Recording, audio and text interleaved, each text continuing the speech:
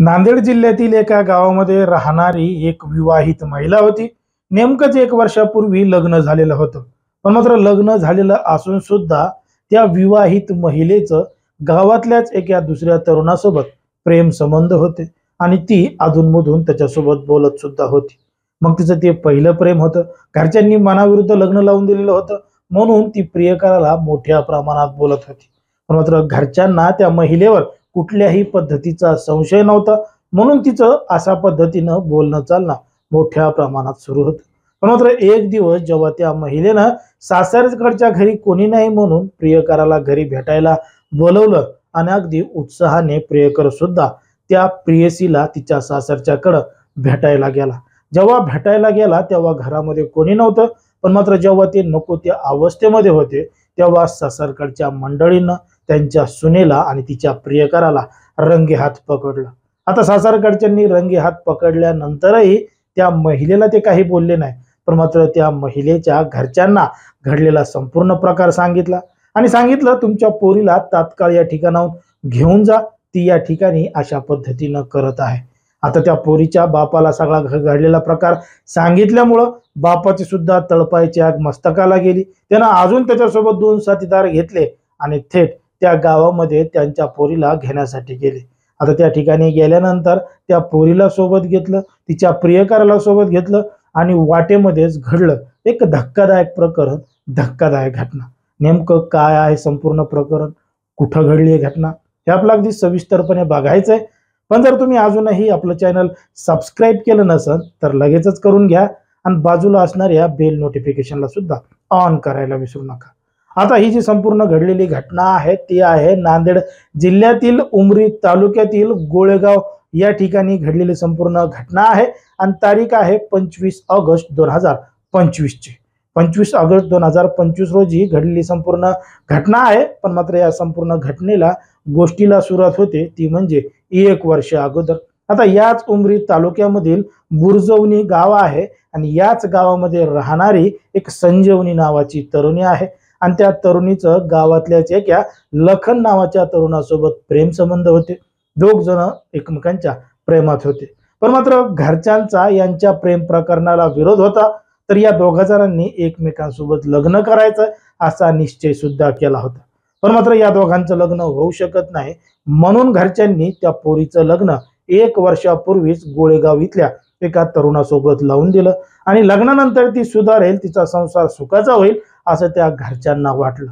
आता लग्न लावून दिल्यानंतर 1 वर्ष सुखात गेलं, पण मात्र ती जी संजीवनी आहे तिचं मात्र लखन बद्दलचं प्रेम थोडंही कमी झालं नाही। ती लग्नानंतर सुद्धा तिच्या प्रियकराला लखनला फोनवर वारंवार बोलत होती आणि त्याच्या संपर्कातच होती। अखेर संपर्कात असल्यानंतर तारीख आली 25 ऑगस्ट 2025 ची। त्या दिवशी त्या संजीवनीनं तिच्या प्रियकराला फोन केला आणि भेटण्यासाठी थेट सासरकडेच बोलवलं, कारण की सासरी तिच्या त्या दिवशी कोणी नव्हतं। आता कोणी नसल्यामुळं तो प्रियकर लखन सुद्धा संजीवनीला भेटायला तिच्या सासरी गेला आणि त्या ठिकाणी भेटल्यानंतर त्या ठिकाणी अचानक सासरकडची मंडळी आली आणि त्यांनी 2 जणांना नको त्या अवस्थेत पकडलं आणि सासरकडच्यांना या संपूर्ण गोष्टीचा मोठ्या प्रमाणात राग आला आणि त्यांनी घडलेला संपूर्ण प्रकार संजीवनीच्या वडिलांना सांगितला। आता वडिलांना हा सगळा प्रकार ऐकल्यानंतर तळपायाच्या मस्तकाला गेली, काय करावं काय नाही त्यांना समजत नव्हतं। त्यांनी तात्काळ गोळेगाव गाठलं आणि सोबत 2 साथीदारांना घेतलं, त्यांच्या पोरीला पकडलं, त्या पोराला पकडलं आणि 2 जणांना पकडून काही अंतरावर त्या गावापासून नेल्यानंतर 2 जणांना मारहाण केली। त्या दोघांचे हातपाय बांधले आणि बाजूलाच असलेल्या एका पाण्याने भरलेल्या विहिरीमध्ये दोघांना जिवंत फेकून दिलं।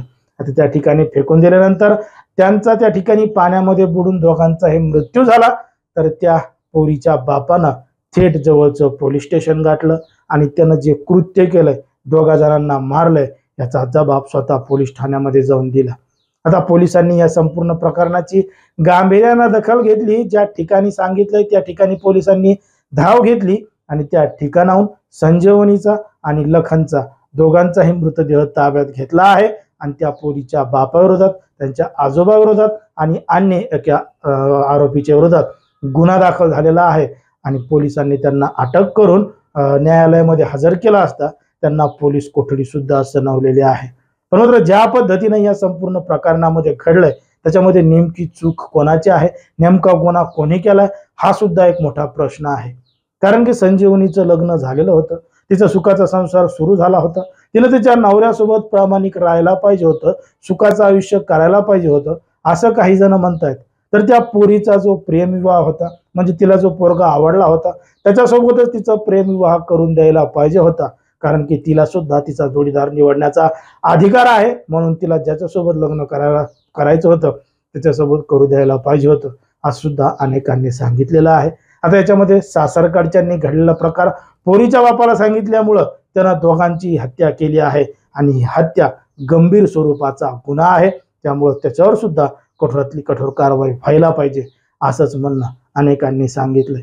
पण सध्या समाजामध्ये, देशामध्ये, राज्यामध्ये कशा पद्धतीनं विवाहबाह्य संबंधाचं प्रमाण वाढत चाललंय, गुन्हेगारीचं प्रमाण वाढत चाललंय, या संपूर्ण प्रकरणावर तुम्हाला काय वाटतं हे अगदी स्पष्टपणे कमेंटमध्ये सांगा.